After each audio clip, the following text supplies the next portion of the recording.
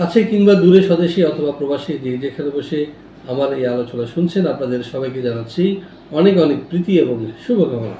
দর্শক, আজকে আমরা যে দেশটি নিয়ে কথা বলবো সেটি হচ্ছে ইউরোপের সমৃদ্ধ দেশ, ধনী দেশ জার্মানি। হ্যাঁ দর্শক, জার্মানিতে বর্তমানে কাজের সুযোগ সৃষ্টি হয়েছে বিশ্বের বিভিন্ন দেশের প্রার্থী শ্রমিকদের জন্য বা কর্মীদের জন্য। তো সেখানে যোগ দিতে পারি আমরাও। ইতিমধ্যে অনেকেই জার্মানিতে গিয়ে ভালো আছে, কাজ করছে এবং মোটামুটি উচ্চ বেতন পাচ্ছে অন্যান্য দেশের তুলনায়। তো কারা যেতে পারবেন জার্মানিতে, সেখানে কী কী কাজ রয়েছে, এসব কাজ করলে কি কি বেতন ভাতা পাওয়া যাবে বা যোগ্যতাই বা কি প্রয়োজন হবে, সব কিছু আলোচনা হবে আজকের এই ভিডিওতে। সাথেই থাকুন।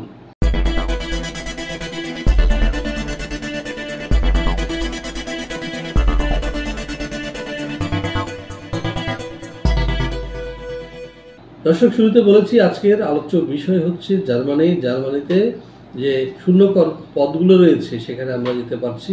তো দুটি ক্যাটাগরিতে জার্মানির লোক নিচ্ছে। একটা হচ্ছে এই ক্যাটাগরি, যারা জার্মান ল্যাঙ্গুয়েজ জানেন তারা ক্লারিক্যাল জব পাবেন বিভিন্ন হোটেল, রেস্টুরেন্ট, চেইন শপ বা বিভিন্ন ব্যবসায়িক প্রতিষ্ঠানে ডেস্ক জব পাবেন জার্মান ভাষা জানা লোক, এবং তাদের বেতন হবে 11 থেকে 13 ইউরো প্রতি ঘন্টা, এবং সপ্তাহে 8 ঘন্টা কাজ করবেন, 2 দিন ছুটি পাবেন।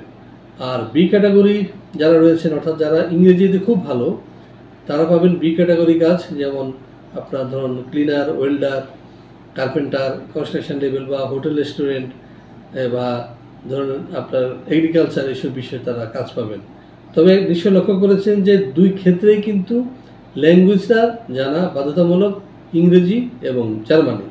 এখন কথা হলো, বাংলাদেশের মানুষ মোটামুটি ইংরেজি বলতে পারলেও জার্মান ভাষা তাদের অতটা জানা নেই। তো এ বিষয়ে আপনাদের ভয় পাওয়ার কোনো কারণ নেই, কারণ মানুষ পারে না এমন কিছুই নেই, মানুষের অসাধ্য কিছুই নেই, শুধু জন্ম এবং মৃত্যু ছাড়া।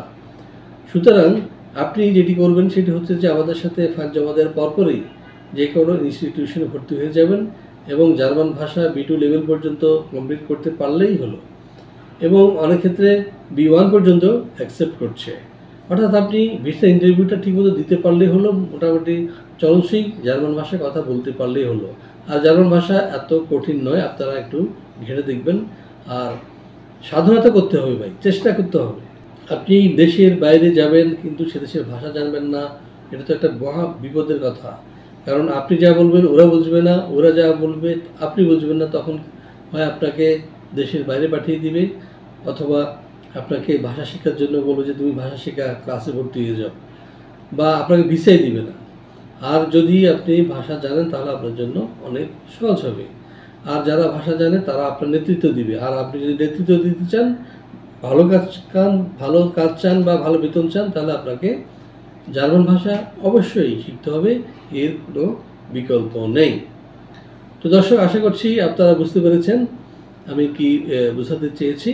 জার্মানিতে আগে বলেছি যে আপনাদের বেতন ভাতা হবে, যারা বি ক্যাটাগরি তারা পাবেন 9 থেকে 11 ইউরো পার আওয়ার, এবং যারা এ ক্যাটাগরি তারা পাবেন 10 থেকে 13 ইউরো।